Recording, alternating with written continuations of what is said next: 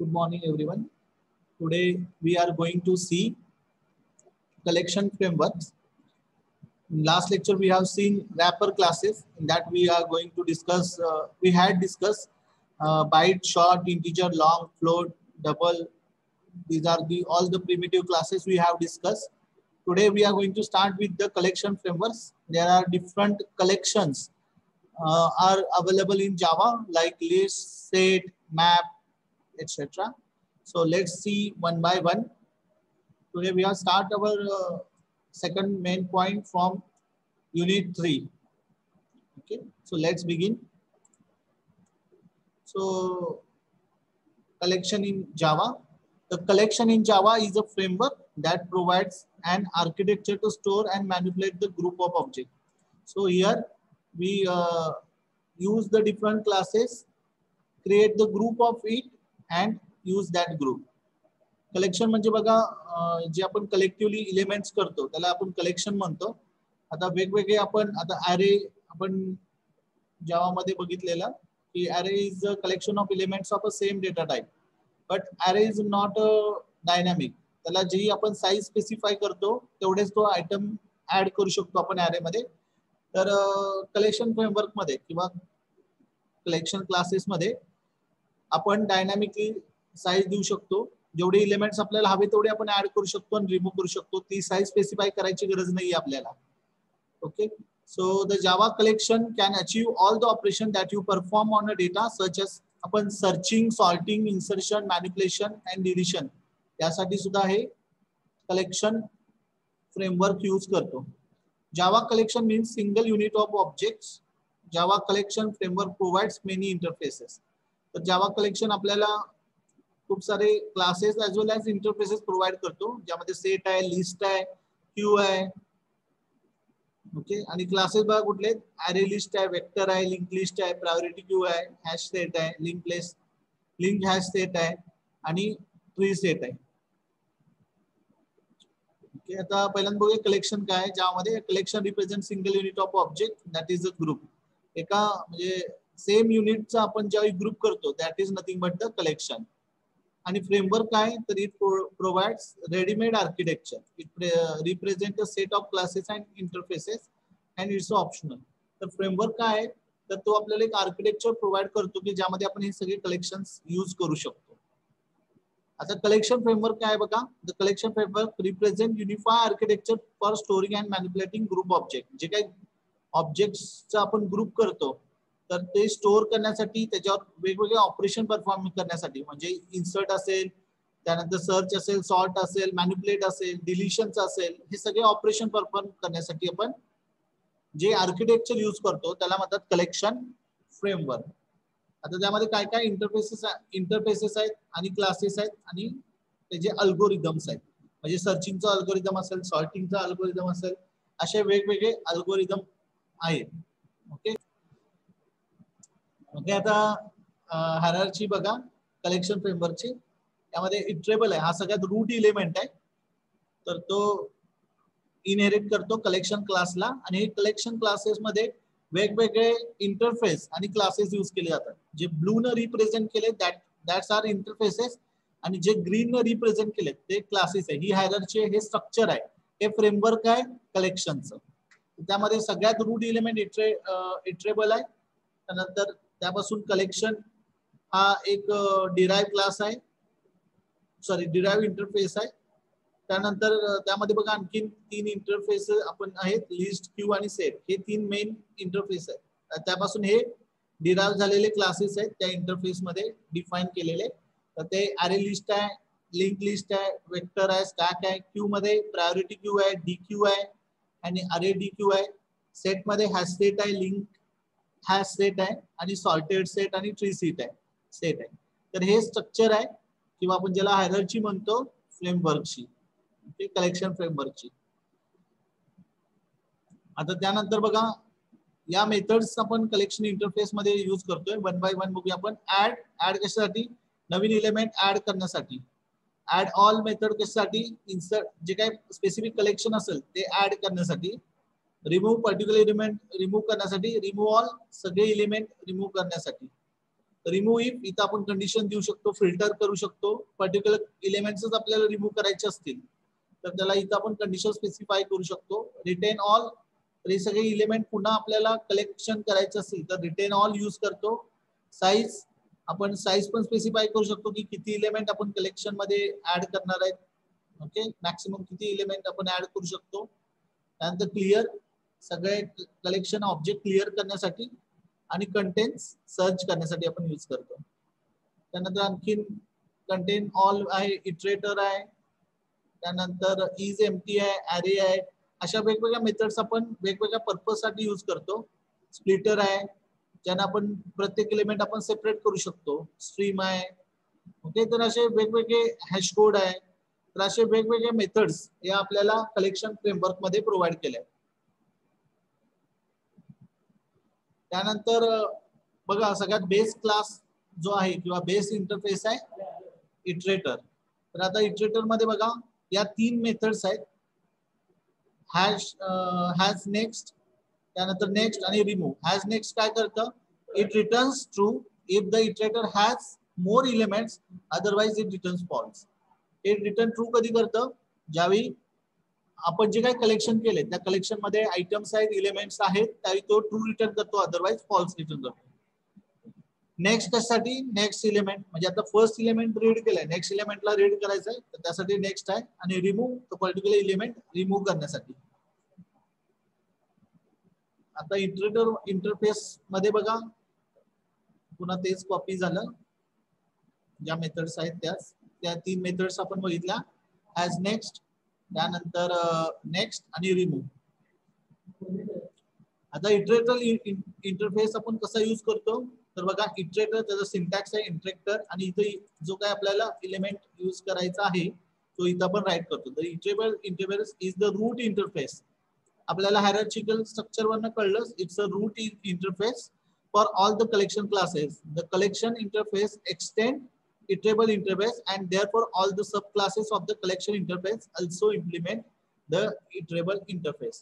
आता iterable interface काय, route element आहे की ज्याच्यापासून कलेक्शन हा इंटरफेस डिराइव्ह झालाय. त्या कलेक्शन पासून बाकीचे सगळे सब क्लासेस आणि इंटरफेसेस डिराइव्ह झाले.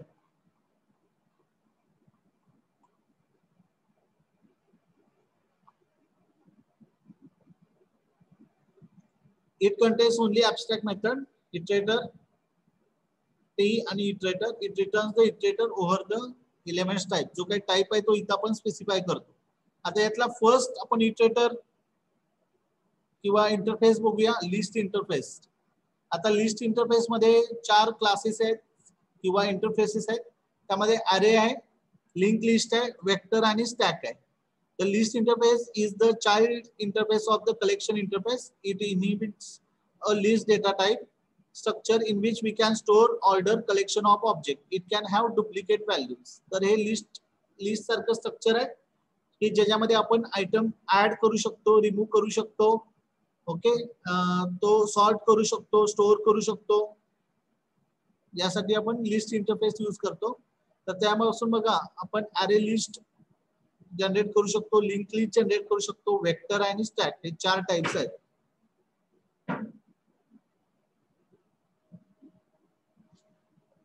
आता त्यामध्ये बघा जर आपल्याला लिस्ट यूज करायचे तर त्यासाठी आपण लिस्ट हा इटरेटर यूज केला. इथं आपण डेटा टाइप द्यायचा, कुठला एलिमेंट्स आपल्या लिस्ट मध्ये आहेत. List 1 is equal to new array list. जर ॲरे लिस्ट आपल्याला क्रिएट करायचे आहेत. सेकंड, जर आपल्याला लिंक लिस्ट क्रिएट करायचे तर लिस्ट, इथं आपण डेटा टाइप स्पेसिफाय करणार. फॉर एक्झाम्पल इंटिजर असेल, स्ट्रिंग असेल, कुठला जो असेल तो, इथं लिस्ट 2 आणि लिंक लिस्ट. त्यानंतर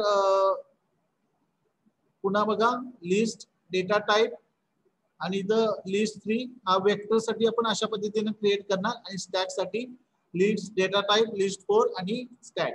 आता 1 बाय 1 आपण विथ एक्झाम्पल बघणार आहोत या 4 क्लासेस बद्दल आणि इंटरफेस बद्दल. There are various methods in list interface that can be used to insert, delete and access the elements of the list. Okay. आता त्यामध्ये फर्स्ट आहे ॲरे लिस्ट. ॲरे लिस्ट, आपण ॲरे सगळ्यांना आपल्याला माहिती आहे, पण त्या दोन्ही मध्ये डिफरन्स काय, तर डायनामिकली स्टोअर होत नाहीत ॲरे मध्ये, पण ॲरे लिस्ट मध्ये डायनामिकली स्टोअर होऊ शकतात. तर array list class implements the list interface. It uses dynamic array to store the duplicate elements of different data type. The array list class maintains the insertion order and non-synchronized elements stored in array list class can be randomly accessed. Consider the following example. Array list मध्ये आपण जे काही element insert करतो ते array list class maintain करतो. Okay, आता त्याचं एक एक्झाम्पल आपण बघूया. त्यासाठी आपण नोटपॅड वर हा प्रोग्राम, नोटपॅड वर नको, नोटपॅड प्लस प्लस आपण यूज करूया.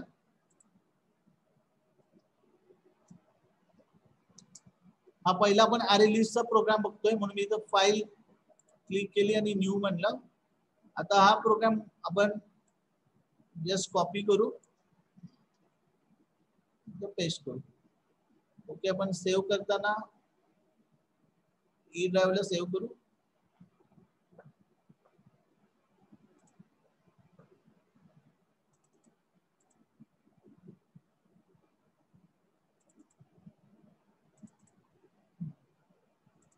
पहिल्या प्रोग्रामला आपण array list यूज केले म्हणून त्याला मी array list नाव देतो डॉट जावा. ओके, आता इथं क्लासचं नाव पण मी चेंज करतो.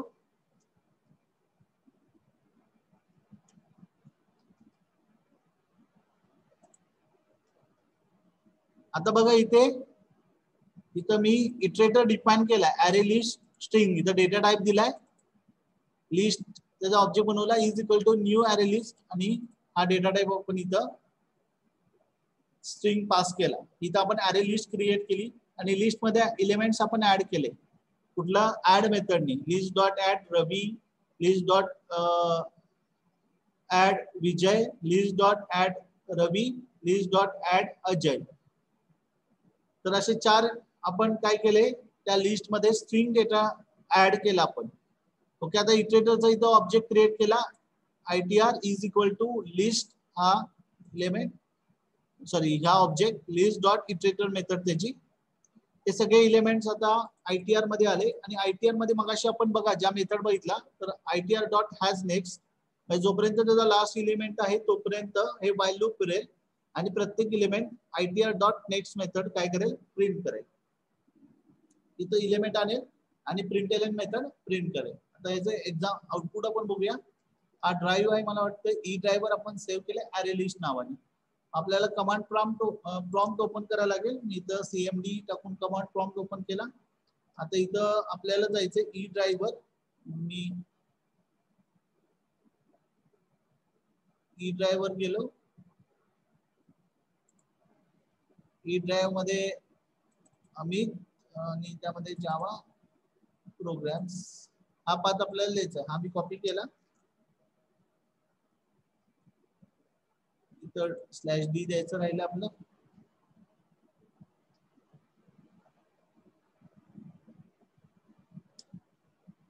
आणि प्रोग्राम रन करूया. जावा सी array list. ओके, काय प्रॉब्लेम आला? ओके, तेच नाव आपण देऊ शकत नाही, आपण नेम चेंज करायला हवं. इथं बघा आपण array listच यूज केलाय म्हणून मी इथं array list अंडरस्कोर ex म्हणतो. प्रोग्राम सेव्ह केला.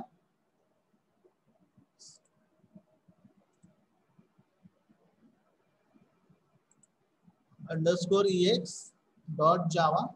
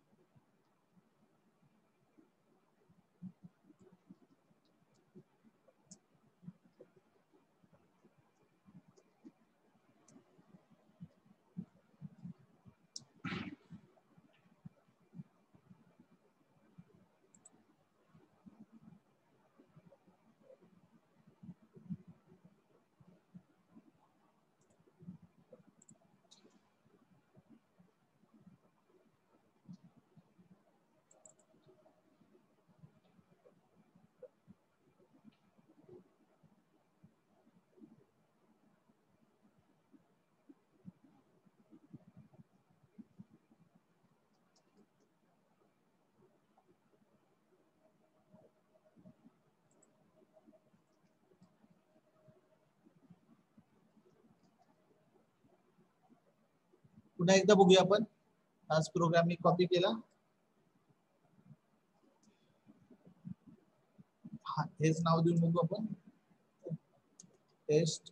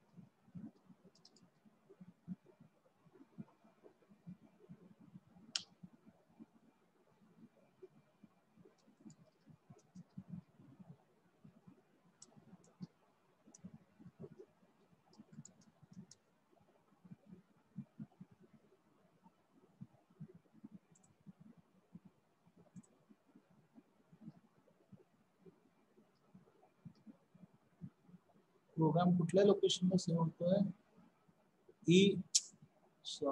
ई आर एक्झाम्पलला झालाय सेव्ह. त्यामुळे त्याला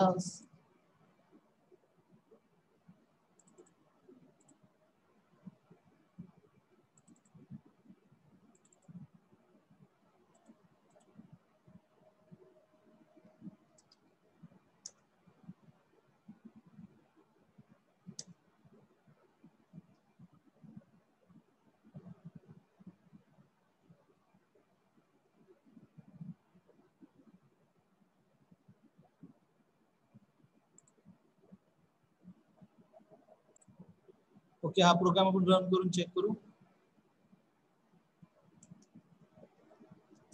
नाव चेंज केलं मी त्याचं.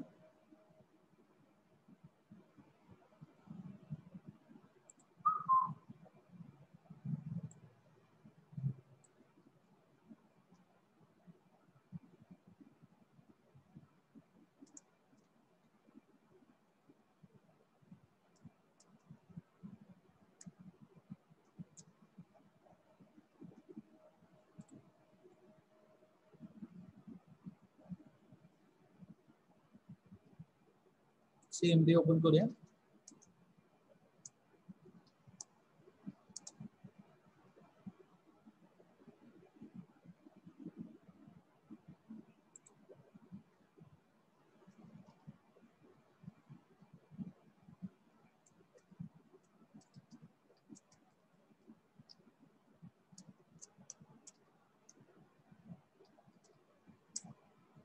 ओके, कंपाइल झाला.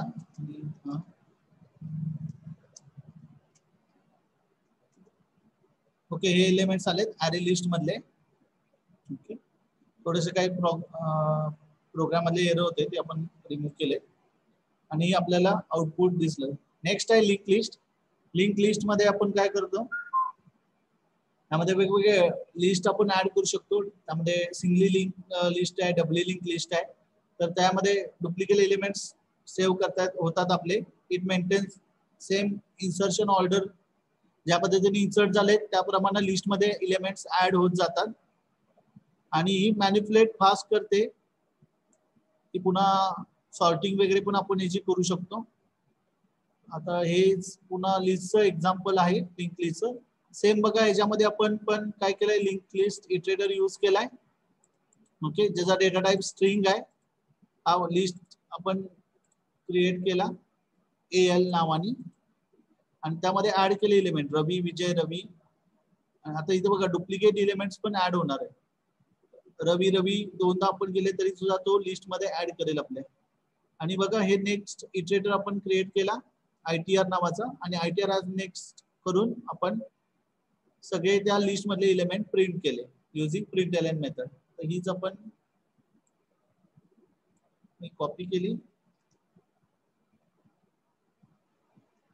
इथं कंट्रोल N करूया. हा आपलं लिस्ट आहे म्हणून मी म्हणतो लिस्ट एक्झाम्पल.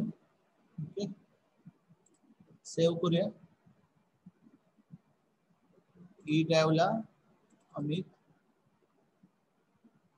नाहीतर F ड्राईव्हला आता आहे तिथं सेव्ह करू.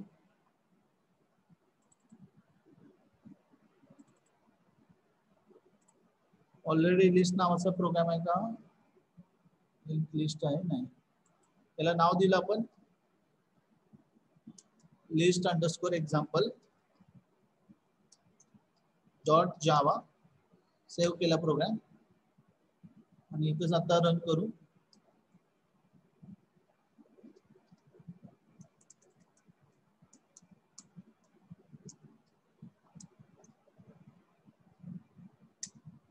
प्रोग्राम कंपाइल झाला.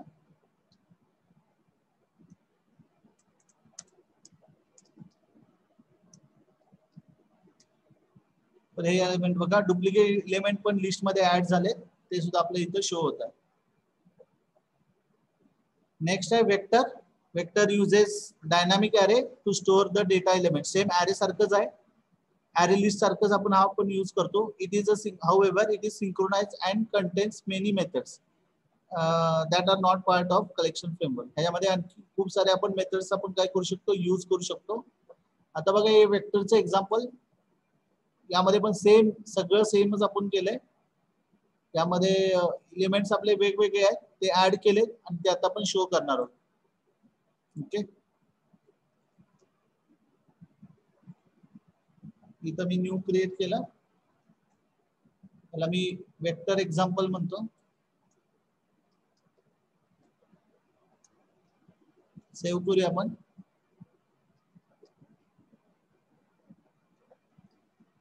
डॉट जावा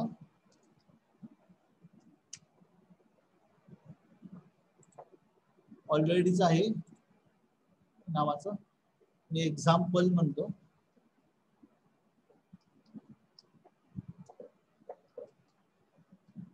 डॉट जावा सेव्ह केला.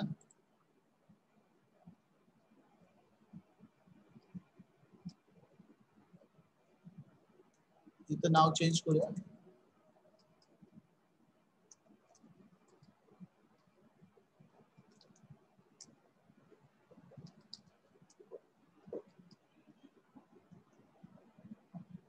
ओ सॉरी, रन करताना वेक्टर अंडरस्कोर एक्झाम्पल करायला लागेल आपल्याला, आणि इथं आपल्याला आउटपुट भेटलं. ओके, हे वेक्टर सेम आपण ह्याच्यामध्ये नंबर ऑफ एलिमेंट्स आपण कलेक्ट करू शकतो. ओके, वेक्टर नंतर आहे स्टॅक. आता स्टॅक हा एक डेटा आपल्याला डेटा स्ट्रक्चर पण माहिती आहे की ज्यामध्ये element last in first out आहे. ओके, म्हणजे जो लास्टला एलिमेंट ऍड होईल तो फर्स्टली आउट होतो. त्यामध्ये वेगवेगळे पुश, पिक असे ऑपरेशन्स आपण यूज करू शकतो. पुश कशासाठी, एलिमेंट ऍड करण्यासाठी, आणि पॉप कशासाठी, तर एलिमेंट रिमूव्ह करण्यासाठी. ओके, तर आता ह्याचं पण एक्झाम्पल आहे. यामध्ये पण आपण बघा स्टॅक कसं यूज करतो. स्टॅक स्ट्रिंग डेटा टाइप दिलाय, त्याचा ऑब्जेक्ट क्रिएट केला स्टॅक, आणि इथं त्यामध्ये एलिमेंट ऍड केले पुश मेथडने. पुश मेथड काय करते, एलिमेंट त्यामध्ये ऍड करते. ओके, बघूया आपण हा प्रोग्राम.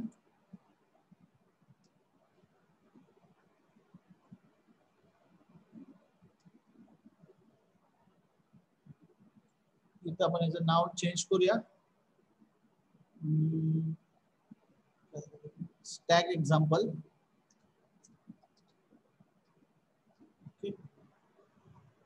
सेव्ह पण केला मी.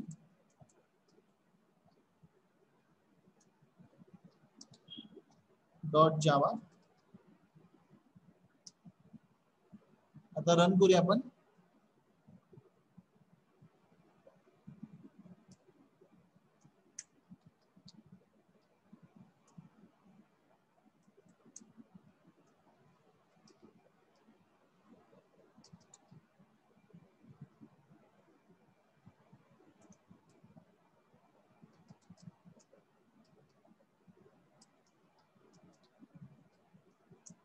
ओके, हे एलिमेंट्स आपल्याला शो झाले. तुम्हाला जर नवीन एलिमेंट ऍड करायचं असेल तरी आपण ऍड करू शकतो.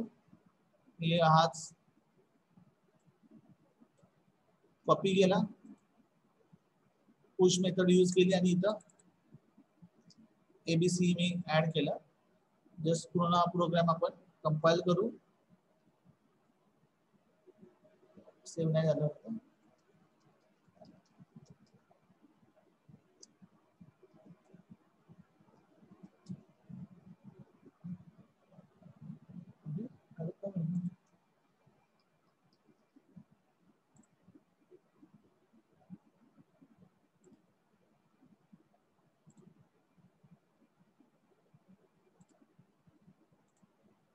थोडासा कमांड प्रॉम्प्ट स्लो झाला असेल.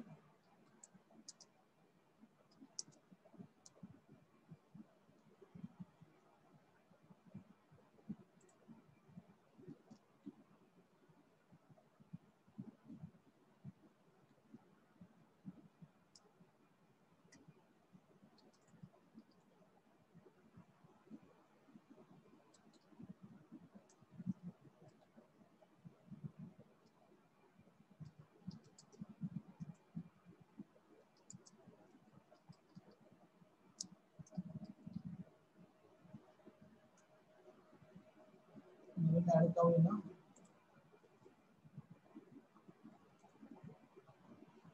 stack.push.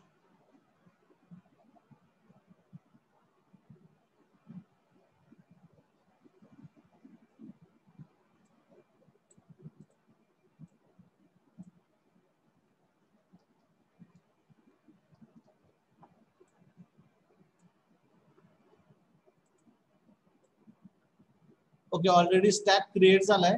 आपल्याला नवीन स्टॅक क्रिएट करून मग त्यामध्ये ऍड करायला लागेल. त्याशिवाय तो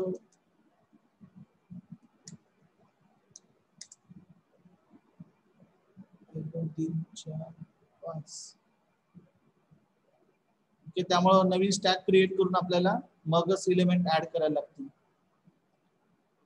ठीक आहे, आपलं आज लिस्ट कंप्लीट झालंय. लिस्ट नंतर आपल्याला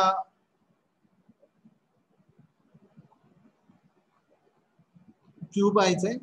ओके, क्यू टाइप आहे. नेक्स्ट आपल्याला आणि मॅप पण बघायचं आहे. तर हे सगळे आपण विथ प्रोग्राम आपण बघणार आहोत. नेक्स्ट लेक्चरला आपण क्यू बघू, त्या नेक्स्ट लेक्चरला आपण सेट बघू. ओके, इथं आपण लेक्चर एंड करतोय. स्टॉप करायच्या आधी एकदा आपण चेक करूया तो प्रोग्राम आउटपुट दाखवते का.